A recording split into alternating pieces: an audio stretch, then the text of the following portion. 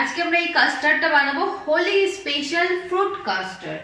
তার জন্য দুধ উবালতে দিয়ে দিচ্ছি, এখানে উবালতে এখানে আমরা 1 কিলো দুধ নিয়েছিলাম, তার থেকে 100 গ্রাম মতো দুধ একটা বাটিতে আলাদা করে নেবো। আর এই কাস্টার্ড পাউডারটা থেকে 3 চামচ মতো কাস্টার্ড আমি এর মধ্যে অ্যাড করব। এবার কাস্টার্ডের প্যাকেটটা যেটা আছে এটার পেছনে সব ইনস্ট্রাকশন দেওয়া আছে, সেটা দেখেও তোমরা করতে পারো। আমি না একটু থিক কাস্টার্ড আমার ভালো লাগে, ফলটা আলাদা থাকবে কাস্টার্ডটা আলাদা থাকবে, সেটা ভালো লাগে। অনেকে আবার পাতলাও বানায়, তো আমি একটু থিক বানাবো বলে কনসিস্টেন্সিটা এরকম রেখেছি।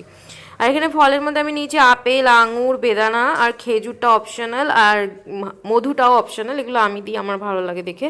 তো আমি কাস্টার্ডটা সবার প্রথমে অ্যাড করে দিয়েছি। আর আমি আগের দিন রাতে বানিয়েছিলাম, কাস্টার্ডটা রেডি করে ফ্রিজে রেখে দিয়েছিলাম, আর আজকে এটাকে লেয়ারিং করছি। তো কাস্টার্ড দিয়েছি, সব ফল দিয়েছি, খেজুর দিয়েছি, ওপর দিয়ে একটু মধু দিয়ে দিয়েছি। খুব ভালো হয়, গরমকাল তো প্রায় চলেই এলো, বাড়িতে অবশ্যই একবার ট্রাই করো।